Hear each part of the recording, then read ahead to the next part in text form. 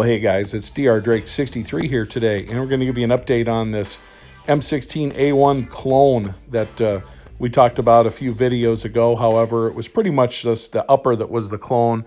The lower definitely was not, so we decided let's get a simple stripped receiver that doesn't have a built-in trigger guard and give this another shot. I picked up this DPMS Panther strip lower. I've never used it before. I thought let's give these guys a try and try an APF here. I've used these guys before for the lower build kits. I think they do a real nice job. So this comes with that A1 type of grip like I was looking for as well. So here's another look at the original before we replace the lower. Again, it's got all the features I like up top, except for one we'll get to in a minute. But the bottom is cool as I like, that Crusader logo from Spikes, and kind of cool with the selector switch and the Latin and everything. I really wanted something simple to go with this to try to mimic that M16 design as much as I could. That's why we went with this. Okay, so what you see here is the original forward assist. And if you have the right kind of vise, then installing this with the rest of the barreled upper already installed is okay. Ideally, you'd like to do this before you attach your barrel and so forth. But anyway, all we're going to do is drift out this pin. The replacement part is spring-loaded.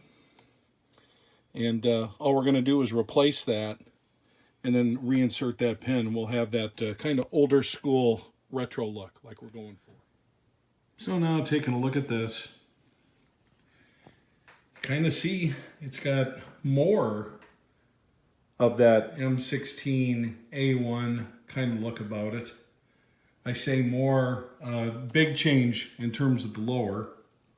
I think I said in the prior video I'd leave the lower the same it was, but it just kept driving me nuts how incorrect it was, both with the trigger guard being incorrect and some other things. And I really wanted to get this teardrop forward assist, which is something that I've maybe used 5 times in all my years of shooting ARs. So it's definitely something that you can live without.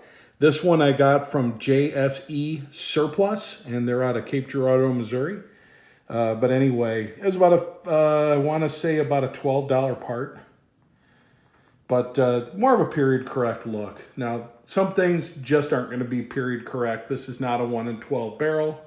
I would not want a 1 in 12 barrel in today's world, simply because I believe that limits me on my ability to shoot heavier rounds more accurately. So 1 in 9 for a 20-inch seems like a real good plan for me.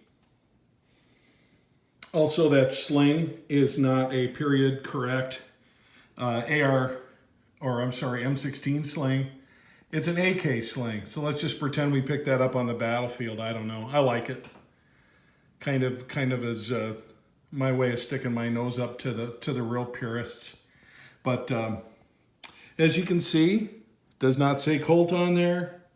That's one thing that makes it not period correct, or correct at all, really, for guys that are saying it's not an A1, it's not a Colt, it's not an A1 anything.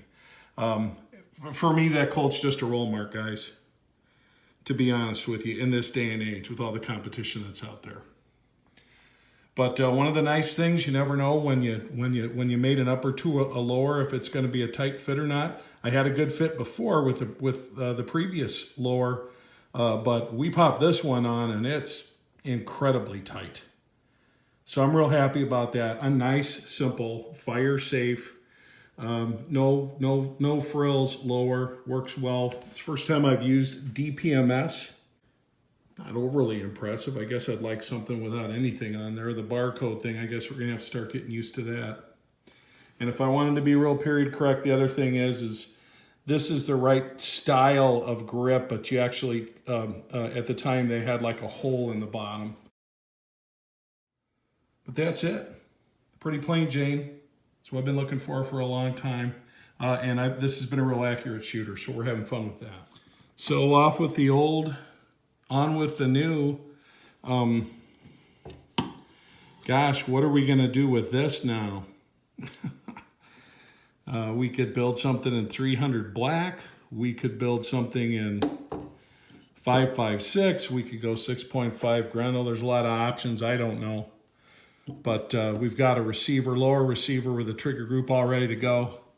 I do really like this stamp. I do really like this logo. I think it's cool looking. Just thought it was a little bit too hip for what I want it to be a retro build. So happy with the way it turned out. I think we know how it's going to shoot. That's not really needs to be the subject of a video, but I want to thank you for just indulging me today and letting me show you some real easy upgrades. And I think we have something that definitely meets my goal, which was, listen to the dog, she'll tell you, meets my goal, which was to have an AR that looked something like what they might have had in Vietnam. Love that bird cage. Muzzle device, though, I'm not gonna lie. Anyway, this is DR Drake 63, saying thanks for watching.